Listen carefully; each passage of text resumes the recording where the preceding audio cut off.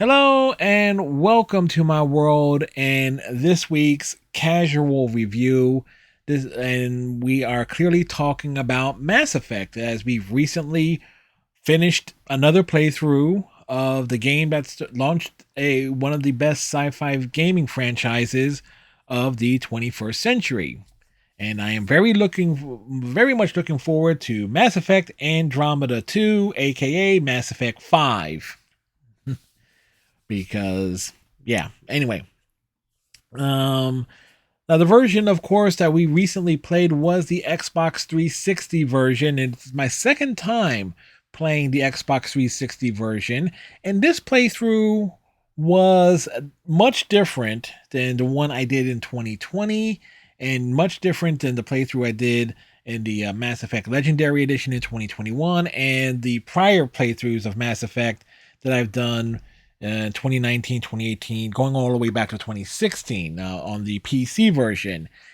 For the first time, I played as an engineer, and that presented a number of challenges, as well as realizing that as an engineer, you are basically a lot more overpowered against the Geth than you are as a soldier. Because as an engineer, you don't have access to Shepard's full arsenal of weapons in the original Mass Effect. But you got stuff like AI hacking, overload, sabotage, um, that essentially makes the Geth a cakewalk to go through, particularly if you are leveling up at a fair pace. And this leads to one of my big observations of it is that you, as an engineer, and with how many times the Geth show up randomly on ground missions as it relates to the Mako, you can jump out of the Mako and just start picking off the Geth at a distance. Like places like Pharos and Novaria, and the actually Pharos, Novaria, the planet where you pick up Liara, the Ilos, as well as the assault on the Citadel, are 90 to 95% Geth enemies. And as an engineer, your Shepard basically walks through them. Uh, so it's certainly made for a interesting playthrough, but it did present challenges when in cases where Shepard did not have because Shepard does not have, as an engineer, her skill set does not exactly work um normal biological enemies, your typical mercenaries, your Krogans, pirates that you run into, the Cerberus troops. So there is a trade off there. So the question is, though, as much fun as I had on this playthrough, and actually got full disclaimer of it, something that was curious is that we actually finished a level at level 56, I believe. My prior playthrough of the, at least on this version of the game, we capped out at level 50, and the big difference was I was jumping out of the Mako to deal with more enemies on foot. So it kind of makes me wonder if it's possible to hit level 60 in a single playthrough of the original Mass Effect without having to uh, but the only way that could be possible at this point, I'm thinking, is if you finish off the Thresher Malls on foot, which does not exactly seem like a good idea under any circumstances, mind you. But there's that. Now the question is the original Mass Effect, the one that's labeled as Microsoft Studios, Game Studios in the opening credits, uh, is it worth playing here in 2023 when the Legendary Edition exists? Um, no, unless you want a unique experience when it comes to the DLC, because the original Mass Effect had two major DLC. You had Bring Down the Sky, which is in the Legendary Edition, but what the Legendary Edition is missing is Pinnacle Station. which has your combat trials. That Pinnacle Station in its way is recreated in Mass Effect 3 in the Citadel DLC with the Apex. Is it the Apex Arena? I forget, which had its own achievement and little mini story. But Pinnacle Station, you have like a series of challenges. You gotta get Shepard to number one on the leaderboard, and then you have like a rather overwhelming mission encounter to deal with.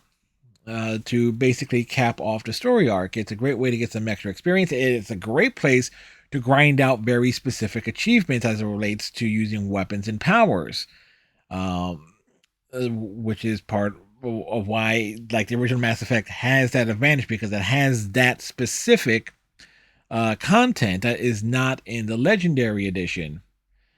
So outside of that particular difference there, and being in Shepard to get like a nice little apartment, which gives you like another way to get some top level gear that may be very tough to get if you have the credits, which, considering how frequent loot drops in the original Mass Effect and inventory management is being what it is, you can basically afford to get like the top rank rank 10 gear towards the end of the game quite easily.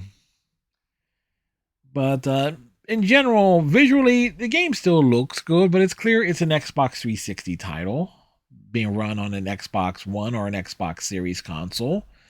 And with the Legendary Edition around, there's really no reason to play the 360 version unless you're going for achievements, which I will be doing, because I do plan to do another run of the original version of Mass Effect for a biotic run, using Garrus and Liara as the companions for the majority of the game, and maybe try and do something.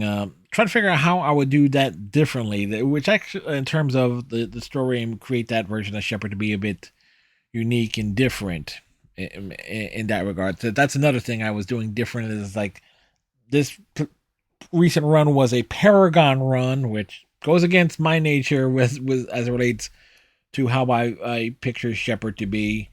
But we at least have the options and things of that sort. There is another problem with the original Mass Effect, and it really became quite apparent in the later streams. It had the original version of Mass Effect had some really bad audio mixing. Like the volume can jump up and down from like cutscenes to dialogue.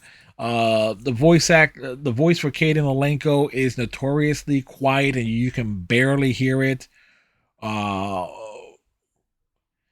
Which in contrast to Ashley or Liara, Dr. Chakwa's Joker, is like Kaidan is. It sounds like he's whispering half the damn time, which probably is a knock on the actual actor who plays Kaidan. Now that I think about it, because that same actor voices one of your companions in Knights of the Old Republic. As I did play that a few years ago. Wait, was it Knights of the Old Republic, or was he a voice actor in KOTOR 2? I think it's the first one. And again, he has a very weak voice. And if the audio is not mixed well, as is the case with the original Mass Effect, it's definitely problematic. But that kind of is what it is there. Again, it's real noticeable to me because I wasn't playing with headphones like I was before. If I was playing with headphones, I would not notice it. But without headphones or running, because I used to run audio straight through the capture card and off the consoles, and I would not notice it. But if I'm running audio straight through standard speakers, I can hear the difference and things of that sort. Like I can hear like how well the audio is mixed to where it's like in relation to it sticks out to me like a real sore thumb, and it kind of makes some games a lot more harder to play if there's not a good audio mix for like a standard stereo mix on a game. If it just plays havoc, so that's another knock against the original Mass Effect. So basically, what it comes down to, if you never played the original version, and on the Xbox side of things, you're not missing much because the Legendary Edition exists. But unless you want the achievement and gamer score, that's basically what it kind of comes down to. Um, in my own humbled opinion. So with that said, we'll wrap up this little casual review here.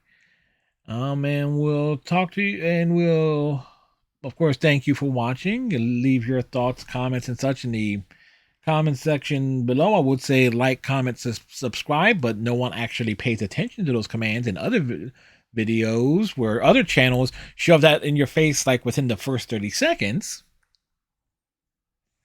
And so with that, tighten your friendship bracelet, stay safe, and we'll see you in the next video.